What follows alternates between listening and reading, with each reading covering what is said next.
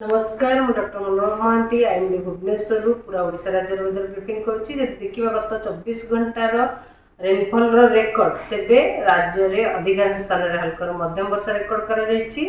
सहित 10टी स्थान में प्रबल वर्षा रेकर्ड कर सर्वाधिक वर्षा रेकर्ड कर पुरी जिले में काकटपुर ठारे 108 मिलीमीटर वर्षा ता सहित भद्रक सुंदरगढ़ झारसुगुड़ा मयूरभंज बालेश्वर आदि जिला गुड़िक प्रबल वर्षा रेकर्ड कर देखा सीजनाल रेनफॉल आम प्रथम जून माने 1 जून टू नहीं 21 जुलाई पर्यंत टोटाल वर्षा है 488.9 मिलीमीटर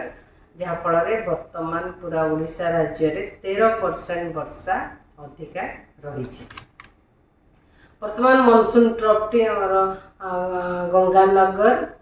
श्रीगंगानगर रोहतक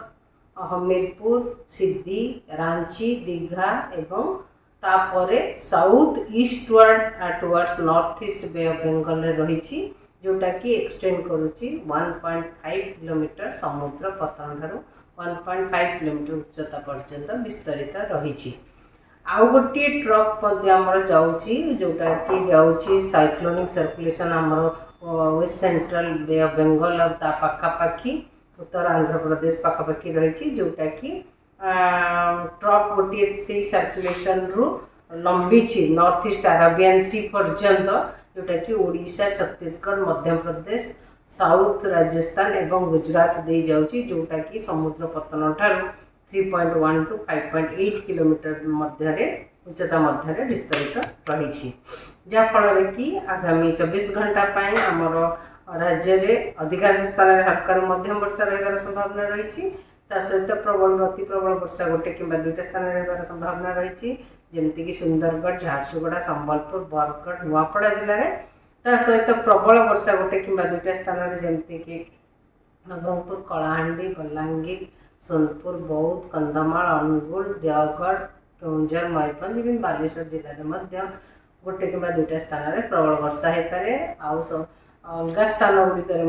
वर्षा रहा सहित गोटे कि 2टा स्थान में बिजुली घड़घड़ी और झटका पवन होबार संभावना रही। काली माने 22 तारीख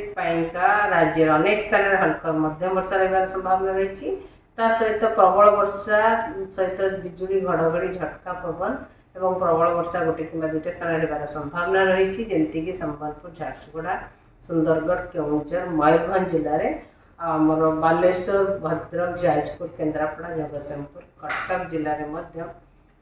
वर्षा सहित गोटे कि 2टा स्थान में बिजुली घड़घड़ी झटका पवन होबार संभावना रही झटका पवन बेग रही 30 ରୁ 40 किलोमीटर पर आवर। 23 तारीख राज्य अनेक स्थान में हल्का मध्यम वर्षा होबार संभावना रही सहित आम उत्तर ओडिशार जिला गुड़िक गोटे कि 2टा स्थान में वर्षा सहित बिजुली घड़घड़ी झटका पवन 30 ରୁ 40 किलोमीटर पर आवर रही संभावना रही। 24 तारीख राज्य अनेक स्थान में हल्का मध्यम वर्षा होबार संभावना रही सहित प्रबल वर्षा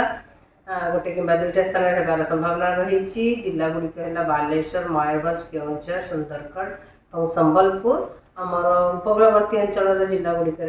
गोटे कि 2टा स्थान में वर्षा सहित बिजुली घड़घड़ी झटका पवन बेग 30 ରୁ 40 किलोमीटर पर आवर रही संभावना रही।